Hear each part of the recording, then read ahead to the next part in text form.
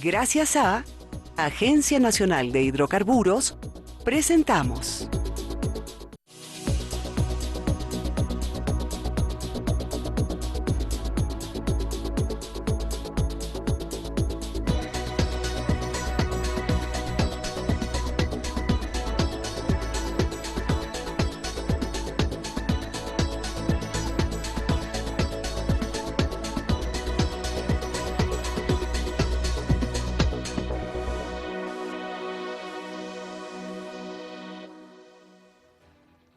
¿Cuál debería ser nuestro análisis cuando tenemos una plancha de candidatos y tenemos que escoger exclusivamente por uno para que ese voto sea válido?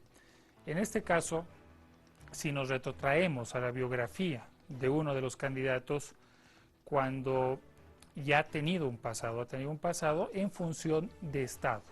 ¿Qué significa? ¿Cuál es el alcance y cuál debería ser el comportamiento también electoral en base a...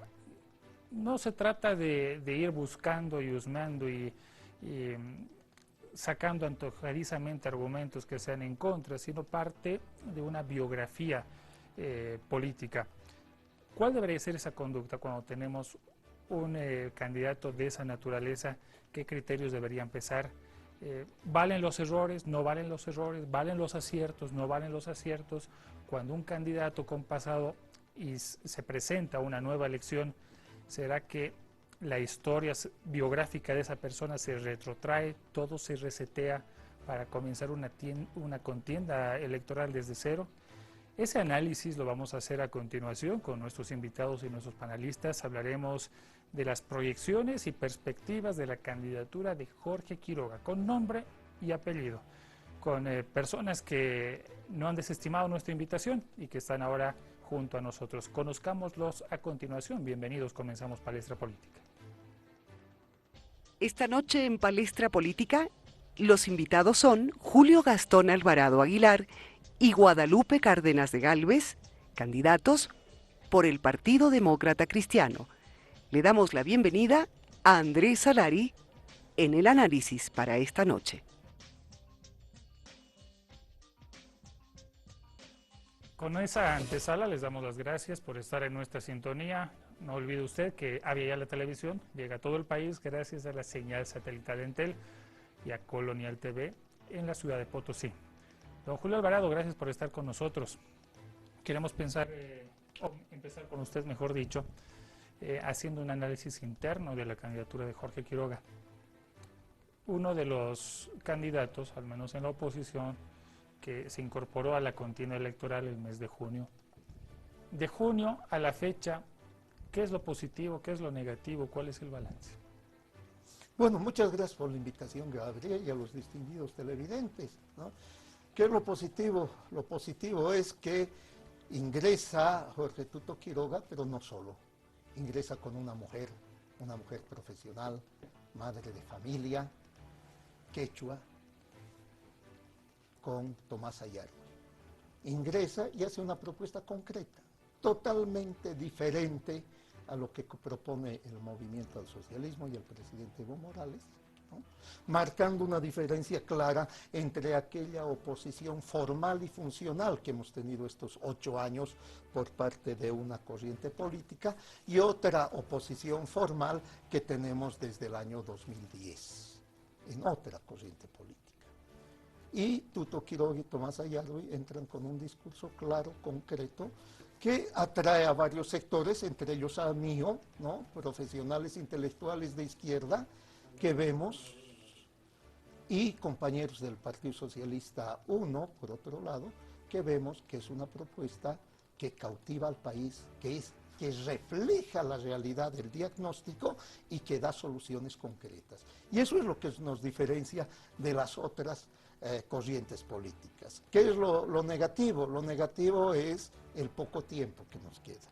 Hemos ido ascendiendo aceleradamente, actualmente somos la segunda fuerza. ¿Por qué se tardó política. tanto? ¿Cómo? Si se identifica ese aspecto del tiempo como negativo, ¿por qué se tardó tanto? Cuando ya lanzó el bichito de la curiosidad Jorge Quiroga en diciembre, noviembre del año pasado.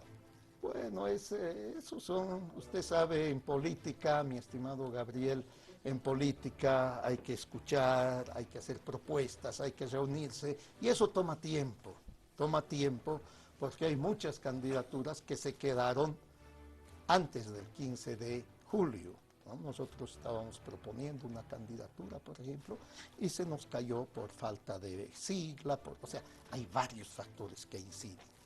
Pero Tuto y Tomasa tienen la habilidad, tienen la experiencia y logran plantear y posicionar su candidatura, a la cual muchos nos hemos adherido sobre alianzas programáticas. Cortito, ¿las encuestas son algún referente para ustedes? No, de ninguna En realidad manera. han ido creciendo, ¿no? Han ido de menos a más. Lo Mientras que único otros que han ido de más a menos. lo único que podemos rescatar de las encuestas es la tendencia, en eso sí. Pero después las estadísticas en sí, los porcentajes en sí, aquí depende del árbitro bombero, que es el Tribunal Supremo Electoral, ¿no? Y que todas estas encuestas que tienen que ser aprobadas por el árbitro bombero, dependiente del Ejecutivo, y lo hemos denunciado varias veces, no ahora.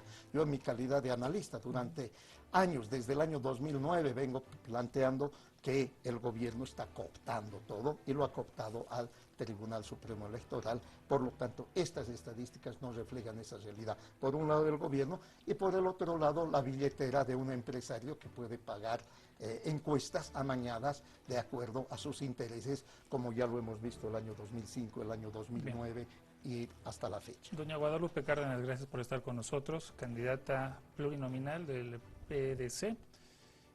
Una pregunta muy directa, ¿cómo se ve la realidad desde el otro lado de la oposición? Porque usted estuvo con Samuel Doria Medina, firmó un acuerdo, la vimos, captamos esa imagen, pero otra por cosas que de repente son naturales en la política, está viendo las cosas desde otro lado. ¿Qué tal desde este ángulo? Bueno, Gabriel, muchas gracias por invitarme, Andrés. Decirte que por primera vez en la política ingresa Guadalupe Cárdenas como representante de la Federación Nacional Única de Esposos de Policías, tal vez por todas las persecuciones que tenía con este gobierno. Tengo 12 juicios, a la policía le quitaron el tema de su indemnización con el decreto 1446, policías dados de baja, o sea, ha sido un caos y en este momento tenemos un caos total dentro de la familia policial. Y por eso que Guadalupe ingresa, tal vez confiando, creyendo que Samuel era una persona, pero buena, que tenía palabra, que era un hombre que respetaba los derechos de la mujer. Cuando yo ingresé, ellos prometieron una cosa y actuaron de otra forma. Para mí... ¿Qué le prometieron? O sea, primeramente que iba a haber elecciones para poder llevar a candidatos a diputación. Nosotros estuvimos de acuerdo en eso. Cuando yo ingreso y hago el acuerdo, resulta que habían hecho hace 3 meses. Luego cuando le fuimos a hablar y le dijimos que usted nos había mentido, él dice, Guadalupe, tenemos un uninominal en la ciudad del Alto para que usted se vaya y haga sus papeles. Hacemos toda la familia policial los papeles, los trámites, y resulta que cuando vamos a dejar los papeles, supuestamente habíamos que ir agarrados del brazo del candidato para estar en... O sea, ¿dónde está la palabra de la persona, del que quiere ser presidente y no toma en cuenta su palabra? Entonces, es por eso que me molestó mucho, y además el segundo tema es que él no quiso que yo hablara del tema de la policía. Yo estoy muy identificada, tema policía, seguridad ciudadana, ese es mi campo. Y él me quiso meter el tema de la canasta familiar, que también es importante, pero yo puedo más, o sea, en el tema de seguridad ciudadana, poder ayudar a encontrar a niñas perdidas que son secuestradas, porque tenemos esos, o sea... Antes de pasar al tema de las propuestas, doña Guadalupe, y de repente el cambio no ha afectado también su imagen, ¿no era mejor esperar? Si ya la Chalina unos meses antes era de otro color. No, no era unos meses antes, solo con Samuel estuve yo unos 14 días. ¿Pero cuándo fue? ¿Fue en agosto? El 2 no, de julio firmé con... Julio, agosto, septiembre, estamos entrando... No, hice pacto con Tuto el 8 de agosto. Ya. Lo que nosotros queremos, o sea, lamentablemente con este gobierno, uno tiene que llegar a hacer política, porque desde el lado donde estamos, 14 años como líder, solo le hemos dado picazones. Este ha sido el peor gobierno en la cual ha hecho daño, un gran daño a nuestra familia policial. Nos ha quitado la indemnización, nos ha quitado todo. Y aquí hemos visto supuestamente una oposición fuerte al señor Medina, pero cuando estuvimos ahí adentro jamás nos invitaban a las reuniones, no éramos partícipes de las reuniones, solamente era un grupillo de amistades y familiares que están en este momento como candidatos a diputados, senadores, o sea, no había lugar para la gente nueva y nosotros no queremos ser utilizados. Y como le dije, lamentablemente sí o sí tenemos que entrar a la política, están todos, o sea, los de la COR, las de AFEJUVE, los maestros, los choferes, o sea, el gobierno los tiene todo. Pero los que no estamos de acuerdo somos descalificados o hacen una paralela a la nuestra. Pasamos con Andrés. Andrés, bienvenido al programa, gracias por estar con nosotros. ¿Cómo ves este panorama? La proyección de Jorge Quiroga, si vale el término, tomar el tema de las encuestas, tus antecesores hablaban de, predecesores en la intervención en el programa, de la posibilidad de Jorge Quiroga y esta fricción que parece ya crónica, ¿no?, con UDE. ¿Cuál es la pregunta específica, Gabriel? ¿Cómo ves el panorama y la perspectiva de Jorge Quiroga? Jorge Quiroga, las encuestas dicen que ha crecido, ya se está empezando a discutir quién va a salir segundo, si Tuto Quiroga o Samuel. Creo que los dos candidatos tienen claro que no están peleando por la presidencia, más allá de las declaraciones formales que puedan hacer. Parte de eso se vio en este último tramo de la campaña, con el pedido de Tuto de debatir con Samuel, la negativa de Samuel a debatir. El problema estructural que veo en la oposición boliviana es que está muy ligada al pasado, y es un pasado que no tiene realmente buenos antecedentes.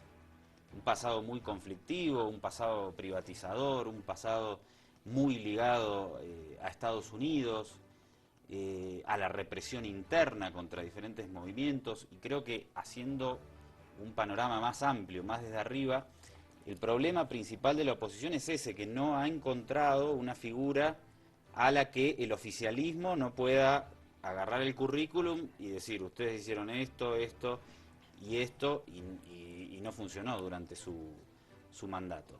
Eso estructuralmente. Después me parece que Tuto está siendo más inteligente que Samuel en la campaña. Y que ¿En qué radica esa inteligencia? Porque Samuel se muestra como moderado, como más llevar adelante políticas de inclusión, más progresista, digamos.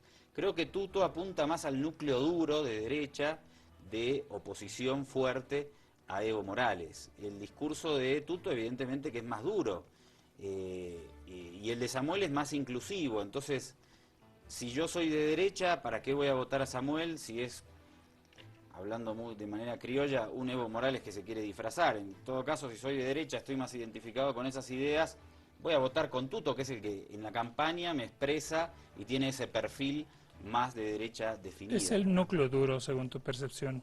¿Cómo? Ese núcleo duro de derecha, según tu percepción, ¿qué porcentaje de la población representa? Bueno, es difícil. Porque uno apuesta a ganador, y si un candidato está apostando por un núcleo duro, que no es mayoritario, ¿a qué apuesta? Apuesta, habrá que hablar, eso deberíamos preguntárselo a Tuto Quiroga.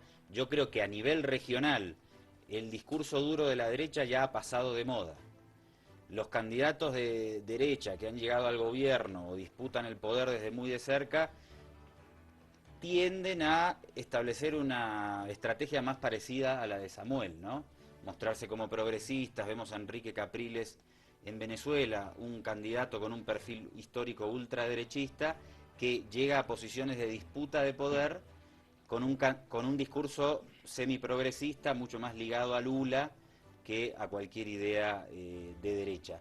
Por ejemplo, en la interna venezolana, los candidatos o la candidata que expresaba ideas demasiado derechistas quedó muy baja dentro de la misma interna opositora. Yo veo a Sebastián Piñera, y siempre fue un empresario de derecha, apoyó la dictadura de Pinochet, y el discurso siendo presidente no era una derecha dura. Entonces hay un cambio, evidentemente, de época le llamamos en América Latina, y ese discurso duro de la derecha ya pasó de moda. Entonces, cuando un candidato apuesta ese discurso, bueno, habrá hecho Tuto sus propias evaluaciones, evidentemente. Últimamente lo vimos declarar que si él es elegido presidente, vuelve la Biblia al palacio. Es obviamente apuntar a un perfil de derecha también, conservador. Vamos a ver cómo le reditúa. Bien, vamos a hacer a mí un me corte. parece, perdón, que es, lo que decías vos, es una fracción minoritaria de la sociedad, pero es difícil enfrentarse discursivamente a un gobierno que tiene una bonanza económica. Entonces, para mí la oposición le está buscando la vuelta, a ver por dónde le entramos. Pero, lo decía Bill Clinton, es la economía estúpido. Cuando la economía va muy bien, yo que soy un votante medio, ¿por qué voy a cambiar de candidato? Si me va bien con este, ¿para qué voy a volver a uno que tiene malos antecedentes en el pasado o a uno que tal vez sea nuevo, pero no sé qué me puede ofrecer? Gracias, Andrés. Lo que vamos a hacer es un corte después de esta rememoranza histórica y hablar de pasado, presente y futuro dentro de los márgenes que nos proporciona esta imagen de candidato presidencial.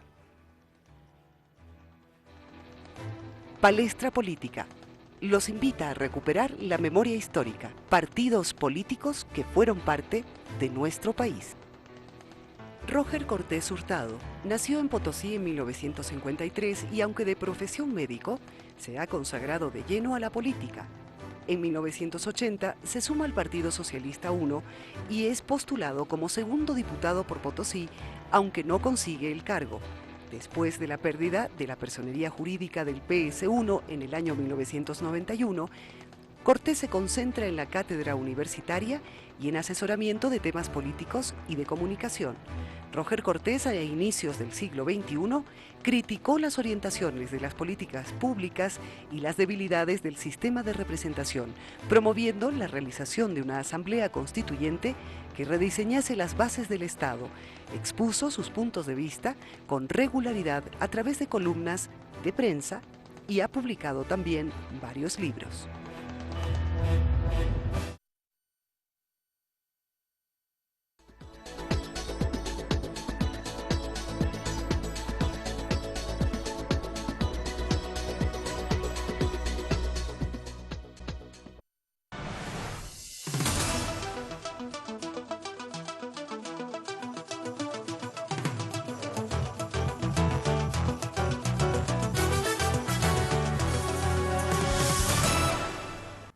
Posibilidades y proyecciones del candidato Jorge Quiroga en las elecciones 2014. Don Julio Alvarado, ¿afecta la gestión gubernamental sobre la campaña actual? ¿Afecta el liderazgo de la oposición en el año 2005 al 2009 de Jorge Quiroga en aquel Senado comandado por Óscar Ortiz, o no afecta? No, más bien lo beneficia. Hablando del pasado, hablemos del pasado, no hay que tener miedo para hablar del pasado. Estamos en bonanza económica. ¿Cuándo se negociaron los contratos del gas? Con la Argentina y con Brasil. Cuando Tuto Quiroga era vicepresidente y después presidente. ¿Cuándo se construyeron los gasoductos al Brasil, de lo que ahora estamos gozando, y el presidente Evo Morales cada vez dice, gracias a la nacionalización? No, señor, se equivoca usted, presidente. Primero se han negociado contratos, después se han construido ductos, después se ha aprobado la ley de Ormando Vaca Diez y usted se opuso. Usted se opuso y todos los que ahora están en su gobierno se opusieron a la negociación con Brasil, se opusieron a la construcción de los ductos, se opusieron a la ley de Ormando Vaca Diez donde se introduce el IDH, y ahora usted aparece y dice, gracias a mí, gobernaciones, alcaldías y universidades tienen ingresos. Eso viene del pasado. Por eso hablemos del pasado. O como aquí nuestro amigo Andrés nos dice, esa derecha. Yo quisiera saber qué es derecha. ¿Qué entendemos por derecha?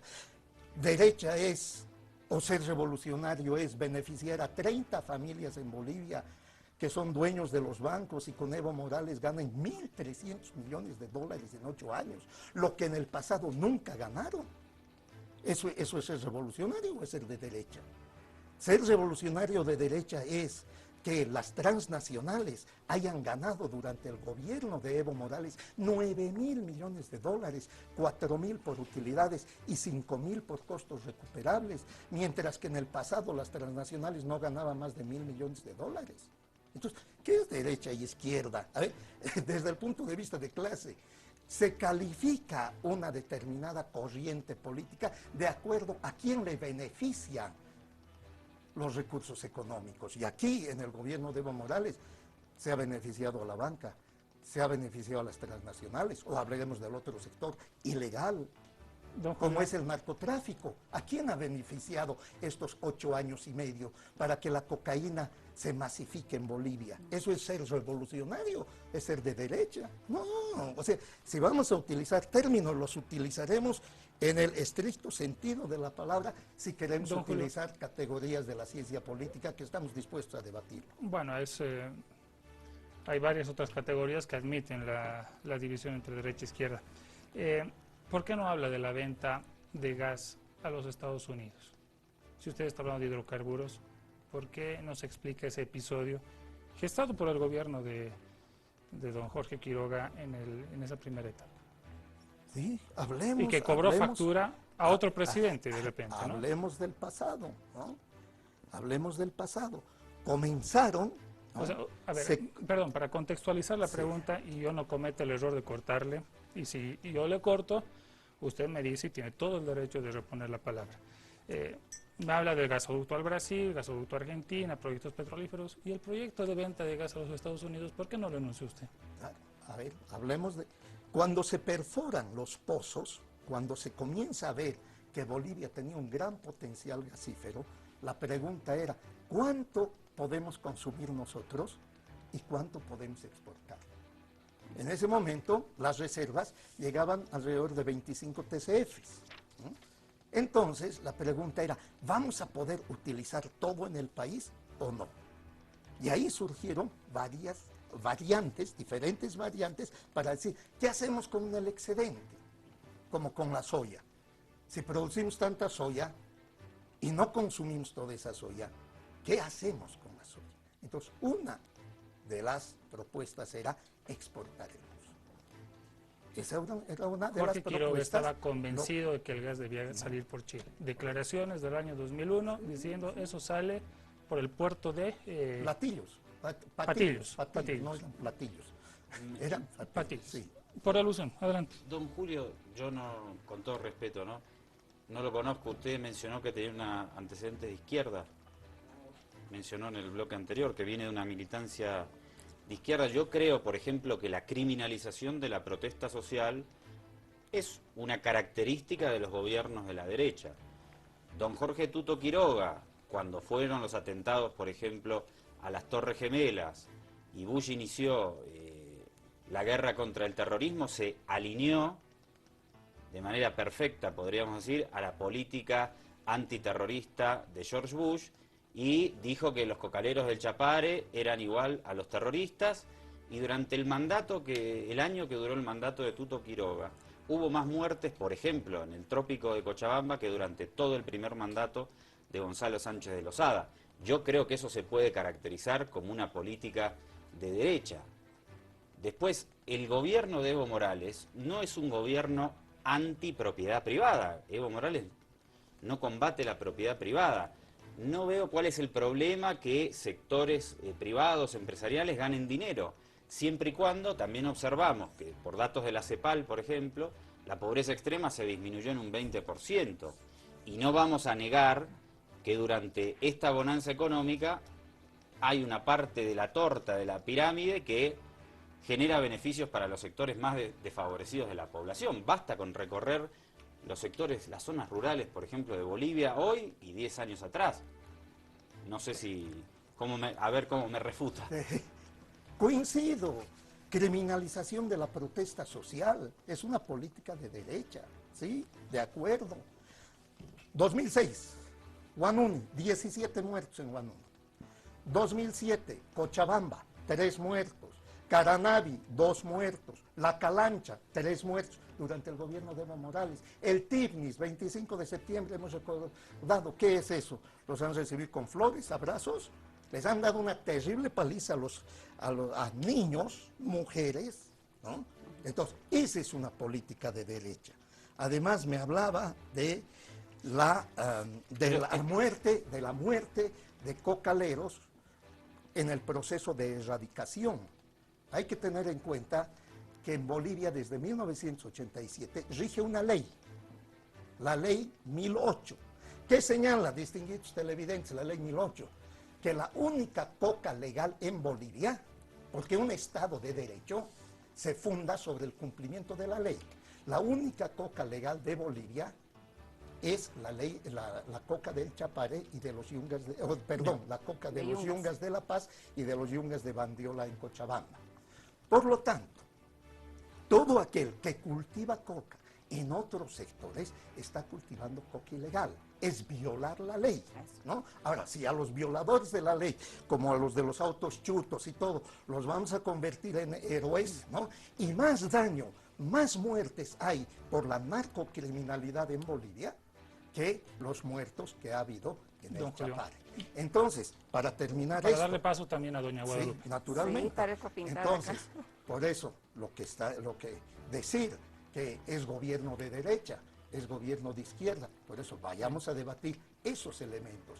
¿Cuánta represión, cuántas muertes han habido en el gobierno del presidente Evo Morales? Simplemente una acotación, Es que estamos mezclando algunas protestas, algunas muertes que tienen que ver con enfrentamientos internos, y otra cosa es una política estatal de represión interna del Plan Dignidad, impulsado, financiado y creado por Estados Unidos. Ahora, aquí hay que acotar una cosa, ¿no? De repente va a quedar flotando el tema de la venta del gas a Estados Unidos, no está resuelto.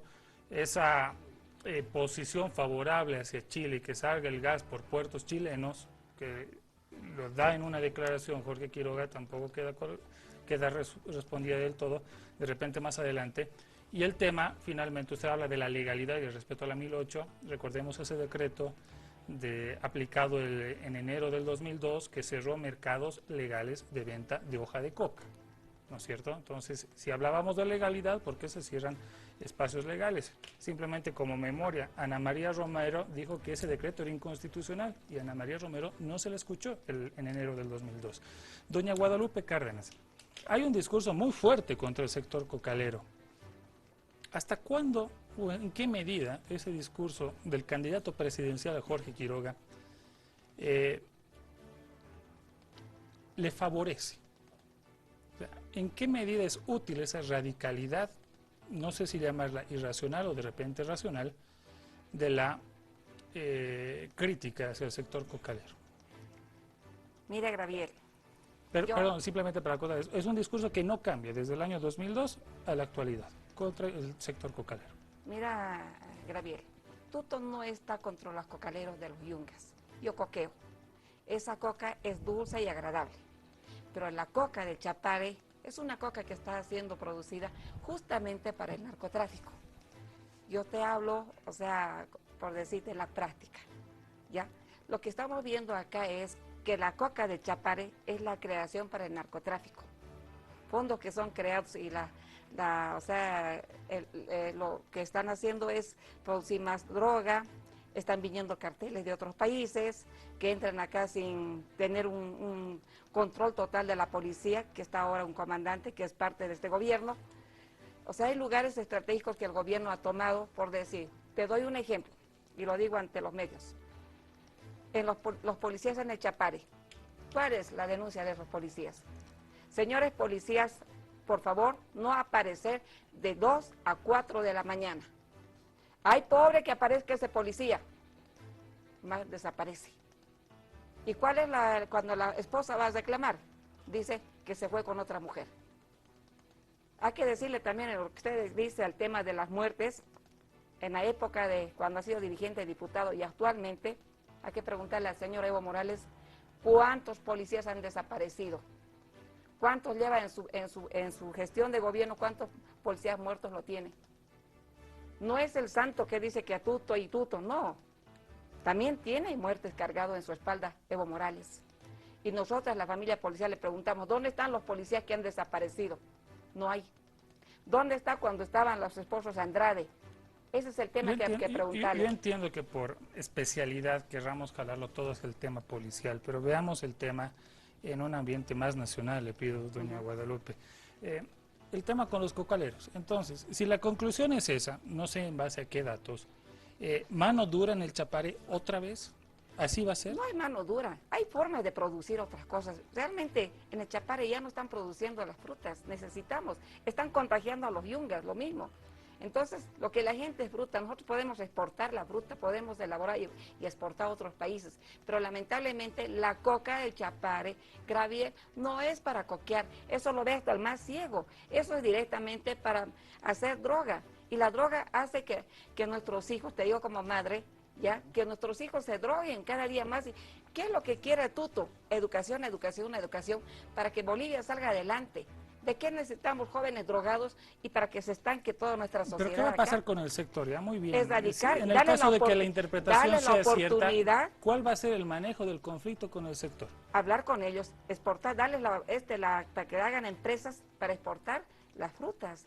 En otros países aman nuestra fruta porque es lo natural que tenemos. En lo otro es todo químico. Entonces se va a hablar con los mismos cocaleros, se les va a poner bancos para que estos señores puedan producir más la fruta, Ya. porque la coca solamente quema la tierra, mata la tierra, Gabriel. Ese es el tema. Vamos a pasar a Andrés. El desarrollo alternativo era con entrega económica y no funcionó. Andrés. El discurso de Tuto Quiroga, si nosotros decimos, el discurso en política es muy importante. Si nosotros decimos, toda la coca del Chapare se va a la cocaína. Tenemos un candidato como Tuto Quiroga, que ya sabemos la actuación que tuvo durante su periodo presidencial. Entonces, es lo que decías vos, seguimos igual. Todos los cocaleros son narcotraficantes. No veo realmente en el discurso de Tuto Quiroga que haya una posibilidad de establecer, él dice que va a nacionalizar la coca. No veo que haya un discurso, yo soy productor de coca en el Chapare y yo viajé varias veces al Chapare y puedo asegurar que está muy lejos la realidad del Chapare de ser que todos son narcotraficantes. En el Chapare hay una organización sindical muy importante, hay controles estatales sobre la producción de la hoja de coca, obviamente que hay coca que se desvía al narcotráfico. Pero si nosotros desde un discurso como candidato presidencial, con unos antecedentes que ya conocemos, estigmatizamos nuevamente a los cocaleros, yo lo que me imagino es que si Tuto Quiroga es presidente, va a volver la militarización del Chapare. No le veo un ímpetu dialoguista al candidato Tuto Quiroga en torno al conflicto del Chapare. Y de hecho, el currículum ya lo... Y bueno, pero Tuto Quiroga fue un artífice del plan Dignidad. Un dato para ir en orden, vamos ordenándonos. Yo le doy un dato, don Julio Alvarado, en este esfuerzo de ir al pasado. Diario La Opinión, enero del 2002. Jorge Quiroga. Dialogar con los cocaleros es como dialogar con la banda de Blas Valencia. ¿Ese concepto ha cambiado o no ha cambiado? A ver, otra vez, mi estimado Gabriel, ¿tenemos que respetar las leyes o no? Eres una persona. Somos personas que deben... No se enoje. Solamente le voy a cortar solamente para no enojarse. Me ha dicho que no me va a cortar. Lo que yo le digo es, o en este país... Pero le voy a cortar si es que se enoja, no se enoje. No me enojo, mi estimado. Adelante. Yo soy así, muy efusivo, no te preocupes, Gabriel, yo no me enojo. Lo que decía es, o se respetan las leyes o no se respetan las leyes. Quien cultiva coca en el Chapare cultiva coca ilegal. Viola una ley que el gobierno del presidente Evo Morales no la ha cambiado hasta el momento. O sea, sigue vigente esa ley neoliberal y todo, sigue vigente. Pero entonces los van a ir a reprimir, si son todos ilegales. Espere pues, déjeme, disculpe, yo también me apasiono, disculpe. Usted somos apasionados, ¿ve? Entonces nos dice, no estigmaticemos. Yo solamente, no le estoy cortando, le pido encarecidamente que esta cita del diario Opinión de enero del 2002, por favor la comente y le explique cuándo termine esta explicación.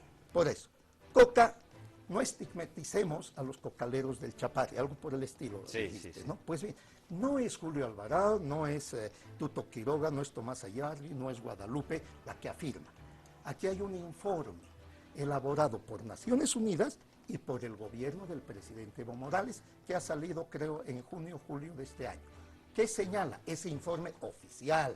no de la oposición, no del imperialismo, señala 93% de la coca del Chapare se vende en los mercados no autorizados. Sí.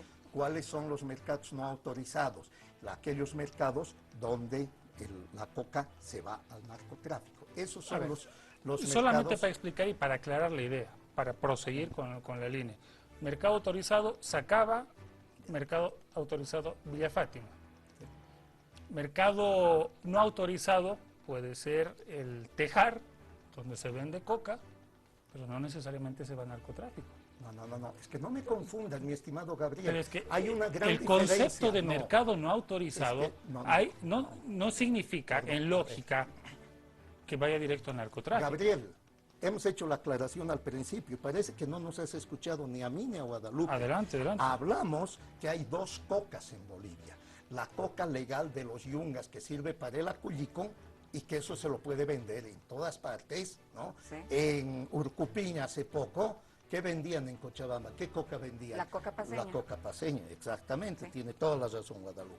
No se vendía la coca del Chapare. O sea que no tratemos de confundir con tu intervención de que la coca es la misma. No quiero Adelante. confundir, la Gabriel, pregunta y en el simplemente. Chapare decía coca paceña, se vende. O sea, imagínate, donde producen coca de Chapare y ofreciendo en todos los puestos coca paceña. Lo que yo quiero decir, Gabriel, ¿a qué quiero llegar como madre? ¿Qué nos está trayéndonos el narcotráfico? Más ajustes de cuenta, en Santa Cruz bastante muerte, o sea, que están llegando carteles, hijos que se están drogando, que están robando, que están siendo linchados, hay violaciones. Yo te digo, Gabriel, ya en estos tiempos, mi abuela decía lo siguiente, había violado a su hija. Ahora eso ya no es novedad, que había matado, que había hecho. O sea, hemos llegado en un momento crítico en la vida con este gobierno. Para mí, yo te digo, Gabriel, este es el peor gobierno que nos ha enfrentado entre bolivianos, nos ha enfrentado entre hermanos y lamentablemente la gente ya ha abierto los ojos y ya no podemos seguir soportando Para seguir todas las cosas. con la línea del tema de las drogas, ¿no hay un reduccionismo del problema del narcotráfico solamente a la cocaína? Ustedes vean en las calles, o sea, marihuana, tiner, drogas sintéticas. ¿Por qué la dureza contra el discurso de las drogas no afecta a estas otras y se centraliza y absolutiza en el tema del Chapare y la cocaína? ¿Y es que las otras drogas no existen? Existen. Lo que a mí me preocupa es que un niño a un colegio que vayan a ofrecer droga a un niño de 10 años, o sea, puedes conseguir droga. Que Ese no consume lunes cocaína. O sea, Se los puedo todo, garantizar. O sea, de todo. Pero desde que ha aparecido el narcotráfico, ha crecido de todo, se ha multiplicado en todo. Ese es el tema, ¿ya? Entonces, acá escucho a Andrés que estamos viviendo un tiempo de bonanza. Bonanza solamente para un grupillo de unas 30 personas. Pero hay que entrar al fondo de este tema, en el tema económico de cada hogar. O sea, es muy lindo decir, cuando uno tiene desde aquí, desde otro lado, decir, mi pueblo está muy feliz, muy contento. La última vez que se mató del Puente de las Américas la señora por desesperación porque debía, la gente pobre se va prestando dinero del banco porque no puede generar economía dentro de sus hogares. Hay mujeres en el Alto más que todo que viven, mujeres solas que hacen el papel de mamá y papá. El tema de las violaciones, no podemos hacernos justicia porque un muchacho que se había drogado lo había violado. Ese es el tema que está afectando en el núcleo de un hogar. Gabriel, entonces tenemos que analizar qué cosa está haciendo y tenemos que eliminar todo eso, lo que está pasando. Y te digo, desde que está este gobierno, realmente Bolivia ha empezado a crecer con el narcotráfico, con la trata de personas, tráfico y también violaciones. Nunca se había escuchado, desde que está este gobierno se escucha. Tenemos en el orden de este ciclo una intervención más pendiente de Andrés. No, en el tema de el narcotráfico es un fenómeno global también. O sea, no le vamos a echar la culpa a lo que pasa en el mundo a los cocareros del Chapare. Digo, el aumento de la violencia dentro de las sociedades es un fenómeno global. Los índices de violencia, y esto no quiere decir que no existan ni que no hayan crecido, pero crecen en todo el mundo y de manera exponencial. Y Bolivia es uno de los países a nivel internacional que más bajos índices de asesinatos tiene. Entonces, sí, a nivel regional, Aquí dicen sí. sí, aquí dicen no. Comparándolo con... Claro. Sí, comparándolo con los países de la Aquí región, dicen sí, aquí dicen no. es uno de los que tiene el más bajo índice. La sociedad boliviana es una de las sociedades más tranquilas, haciendo un análisis regional. Esto no quiere decir que la violencia no haya crecido en los últimos años, pero esto es un fenómeno global. El narcotráfico crece en todo el mundo, no le podemos echar la culpa a los cocaleros, porque entonces yo agarro y le echo la culpa a los consumidores de Estados Unidos, que consumen la mayor parte de la producción de cocaína mundial. Entonces, digo, la culpa la tienen ellos, no nosotros. También podríamos pensar en la demanda. Y después, sobre la situación social, obviamente que hay sectores que están desfavorecidos, que tienen falencias, como en cualquier otro lugar. El tema es hacer un análisis más global y decir, los datos nos indican que hubo un 20% de la, por ejemplo, de la reducción de la pobreza extrema. Por supuesto que en un país y en todos nuestros países hay necesidades que están relegadas históricamente, por supuesto que esto no se hace de un día para el otro, pero si analizamos los datos globales o estructurales del gobierno, nos vamos a dar cuenta que en los últimos años se ha logrado un avance. Esto, por supuesto, no quiere decir que no existan 1000 aspectos sobre los que hay que seguir trabajando y mejorando, pero tampoco negar los datos de la realidad. Andrés, Hagamos un corte, por favor, tenemos un corte más, esto para que lo que venga sea más despejado y no haya interrupciones. Corte y volvemos con más de esta proyección electoral de Jorge Quiroga. Palestra Política le presenta esta noche Parlamentarios en la Historia. Partido Indio. Hombres y mujeres, estudiantes, artesanos, campesinos, obreros y gente de todo el territorio nacional de distintas ocupaciones y profesiones se dieron cita en La Paz del 18 al 20 de marzo de 1979 en lo que fuera el primer Congreso de la Juventud India de Collasuyu, donde se analizó el aspecto social, económico e histórico del pueblo indio. Fue durante ese primer encuentro que los jóvenes congresistas propusieron la fundación del Partido Indio sobre las bases de la Juventud India del Collasuyu, el movimiento universitario Juliana Pasa y otros movimientos que trabajaban esforzadamente frente a la carencia de representatividad, madurez y seriedad política de los diferentes grupos políticos respecto al indio, a pesar de ser la población que constituye la gran mayoría en Bolivia. Varios fueron los fundadores, entre ellos se encontraban Sebastián Mamani Nina, Ramón Conde Mamani, Zenón Quispe y Cara Quichihuanca, que fueron testigo a las 10:30 de la noche de aquel domingo de mayo del 79 de la fundación del Partido Indio.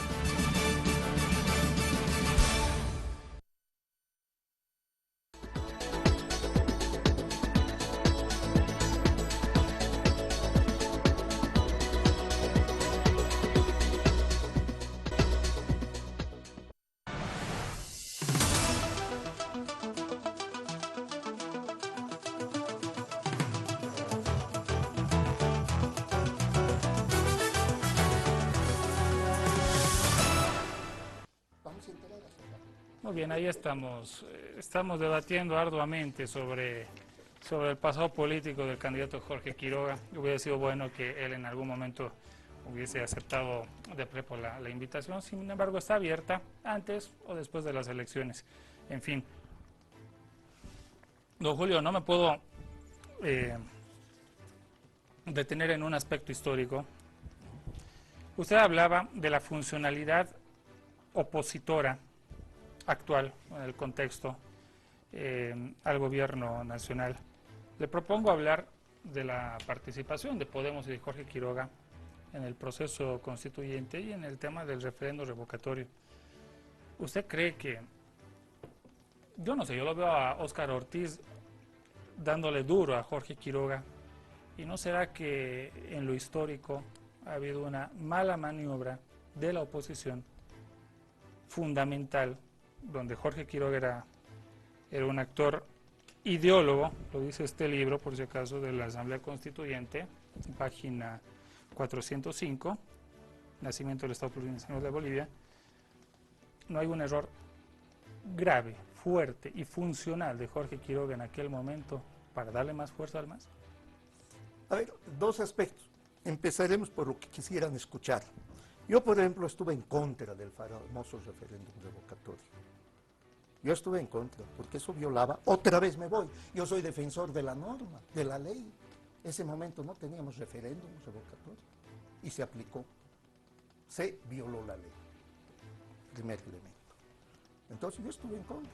Eso no quiere decir que, porque ahora tenemos una alianza con Tuto Quiroga, vamos a decir que todo lo que hizo Tuto Quiroga, pero excelente. No. Nosotros somos críticos con lo positivo y lo negativo. O sea que para responderte ese tema, si quieres ahondamos porque estaba en contra, pero esa es mi posición. Vayamos ahora a la Asamblea Constituyente. ¿Pero eso no lo hizo funcional a Jorge Quiroga? Que para mí puede haber sido funcional, puede haber sido un error, pero yo veo un tema mucho más profundo en la Asamblea Constituyente. ¿Por qué en la Asamblea Constituyente? Porque en la Asamblea Constituyente primero se determina otra vez violación de las leyes, ¿no? Que la Constituyente se lleve a cabo en Sucre. Tienen que haber 3 muertos en la Calancha, que hasta ahora no se los ha investigado, no se los investiga, y uno de los posibles responsables es en este momento viceministro de Coordinación con los Movimientos Sociales, y no ha ido a responder todavía ante la justicia. El señor Rada algún momento tendrá que ir a responder por esa su presunta, y subrayo presunta, porque sabemos que los juicios nos caen el día de mañana y somos respetuosos del artículo 117 de la Constitución, donde se presume la inocencia. Pues bien, entonces, de Sucre, con 3 muertos, se va a Oruro, y en Oruro se aprueba un proyecto de constitución. ¿Y quiénes estaban en Oruro? Avalando ese proyecto de constitución, donde se establecía, entre otros temas, la reelección indefinida. Ahí estaba Samuel Doria Medina. Y si me equivoco, que mañana me rebata y me demuestre que no estaba, que no ha avalado. Y si no ha avalado, le voy a pedir disculpas. Pero es 100%, estuvo Doria Medina. En vez de exigir, momentos, señores, primero que se aclaren las muertes de la Calancha, no podemos continuar con una constituyente ya manchada de sangre. Primer elemento, defensa de los derechos humanos, que supuestamente todos deberíamos defender. Entonces, esa constitución, con muchos errores y muchas contradicciones que hasta ahora las estamos sufriendo, ¿no?, llega aquí a La Paz. Y ahí otra vez se viola la norma. ¿Por qué se viola la norma? Porque ese proyecto de constitución tenía que ser aprobado por referéndum, o sí o no. ¿Pero qué se hace? ¿Qué hace el gobierno? La introduce al Congreso. O sea, al Congreso, y en el Congreso creo que eran 144, unos cuantos artículos que se modifican. O sea, todo eso se transforma. Y por eso vemos en una parte introductoria, solo como anécdota, donde dice, dejamos el periodo republicano neoliberal. Y en el artículo 11 señala Bolivia, la República de Bolivia. Contradicciones, hasta contradicciones tan grandes como permitir que transnacionales en minería puedan hacer contratos con los cooperativistas mineros, violando otra vez la Constitución. Don Julio. Entonces, esa Constitución, mi distinguido Gabriel, para terminar mucho, ese proyecto de Constitución se modifica. Y yo creo que las modificaciones que se introducen, una de ellas, las que ahora se está violando, de solamente una reelección. Ahora, yo le digo una cosa muy concreta y bien clara. La teoría del Estado constitucional se la enseña la UNSA, donde usted ha sido docente y donde se imparten distintas teorías. Y se enseña que evidentemente hay una etapa fundacional donde tiene que empezar todo de nuevo jurídicamente hablando. Entonces, muy bien, de repente por aquella disposición transitoria puede haber alguna no sé, un debate si es o no constitucional, pero vámonos a la Facultad de Derecho. Se enseñan esas cosas y se enseña que la vida jurídica del país comienza cuando entra en vigencia una constitución. Simplemente como dato. Y aquí han estado los directores de posgrado de la UNSA y si están viendo el programa no nos van a dejar mentir porque eso se enseña tal cual. Bueno, entonces, pues, ¿qué hacemos? ¿Hacemos caso a los académicos? Por eso a mis distinguidos colegas de la Facultad de la UNSA, que han sido los asesores de la Asamblea constituyente por parte del gobierno, siempre los hemos retado a debatir este tema y no quieren debatir porque saben que no aguanta, no puede. El principio jurídico, para eso no se necesita ser abogado. Si una disposición establece, se cumple. Y hay esa disposición transitoria. Entonces, ¿para qué estaba la disposición transitoria? Bien. ¿No? Entonces, Bien. si queremos hablar del tema, podemos volver en otro programa. Andrés, adelante. Yo diría que Año 2005, marquémonos en ese ¿por qué la espacio. clase política tradicional que gobernó Bolivia desde, digamos, el fin de la rosca minera hasta el año 2005 le tuvo tanto miedo, pongámoslo del 90 para acá, o del 2000 para acá, a la realización de una asamblea constituyente que era una voluntad mayoritaria de la población boliviana? ¿Por qué le tenemos tanto miedo? ¿Por qué a que la población elija a su presidente todas las veces que quiera? Abramos esa discusión también. Porque si el presidente lo hace mal, la gente no lo va a ir a votar. Podrá tener una ideología muy linda, Evo Morales, representar a la mayoría de los pueblos originarios, pero si gobierna mal, la gente va a ir y va a votar por otra opción. Es la voluntad mayoritaria de la población. Parece que si existe la posibilidad constitucional de que haya una reelección indefinida, Evo Morales va a ser el monarca de Bolivia. Y eso es falso. Porque se tiene que refrendar mediante un proceso electoral. Y cuando lo haga mal, estoy seguro que la población boliviana, más allá de todos los tejes y manejes que desde el poder puede hacer un gobierno, sea el de Evo Morales o cualquiera, cuando un gobierno lo hace mal, la gente va y lo vota y vota a otra opción. Dejo ahí abierta el debate. Doña Guadalupe. Bueno, respeto su comentario y todo eso, ¿no? Pero hay que analizar las cosas como son. Si Evo estuviera bien seguro de que está ganando, no estuviera yendo a pedir votos al exterior, si se siente ganador. Dos, No, pues sería no ingenuo. estuviera, Nos preguntemos quién es ese jefe de campaña que no le dice que Gabrielito, vaya déjame allá. terminar, papá. ¿Ya? El tema es no estuviera yendo a chicotear al campo a decir que si votan por otros les van a chicotear. No hubiera pero quitado identificar, te dejé hablar, Sí, Andresito. perdón, sí. No hubiera quitado a la policía identificaciones, que ahora están votando hasta los muertos. Tal vez mi madre también está votando y mi esposo, ¿no? Que están muertos ya. El otro tema Pero es funcionaba bien identificaciones, doña Guadalupe. Y ahora obviamente, funciona funcionaba mejor, bien. mi estimado Gabriel. No, escúchame bien. Mira, tal vez ha funcionado mal, pero no había O sea, sí. corrupción de votos. Me refiero a eso. ¿De qué tipo No ha de habido corrupción hablábamos entonces? Lo que dijo Juan de Granado, que están votando los muertos. Eso es un hecho. Nos ha quitado identificaciones y nosotros lo sabíamos, lo hemos hecho como Federación de Esposos de Policías, lo hemos anunciado en cuanto nos ha quitado, porque eso es lo que inteligencia nos había informado, que el gobierno va a quitar identificaciones, un año antes ya nos habían informado, para hacer votar a los muertos, crear nuevos fantasmas votantes, porque él lo tiene la Corte. Entonces, obviamente que va a ganar con eso y su apagón. Con 300 muertos, doña No, papá, Guadalupe. pero eso solamente es un alguito, nada Pero más. es la- Son ¿ya? pero en Pero es la denuncia de Eso- Juan del eso- Granado. Serán Ahora sí, nacionalizados. A ver, ahora, por favor. Yo quiero preguntarle acá, discúlpeme, hay que investigar también las cosas malas. ¿ya? Sí. Primero yo quiero que se investigue si realmente ha habido semejantes muertos en Porvenir, cuando lo han detenido a Leopoldo Fernández. Si alguien ha pedido que se le haga la autopsia a los muertos y si estaban frescos esos muertos. Porque hay otro detalle en eso, ¿ya? El tema de Rosas. ¿Quiénes lo han preparado? ¿Dónde está la maqueta que se ha preparado por la Chumani y por Sebancona? Hay que preguntarle al señor presidente ese tema. En el tema del TIMNIS, ¿quién ha obligado ¿quién ha dado la orden para intervenir a los del TIMNIS? Ha sido el señor presidente, que lo dije en el canal 39, porque inteligencia lo ha informado de esa forma. El gobierno le da la orden a Sacha Laurenti le da la orden al Comando General, y el Comando General lo manda al tira Maldonado, que era uno que luego fue comandante general, a intervenir. En que ¿Quién dio viene- la orden de asesinar a Casimiro Huanca? ¿Por qué no investigamos eso?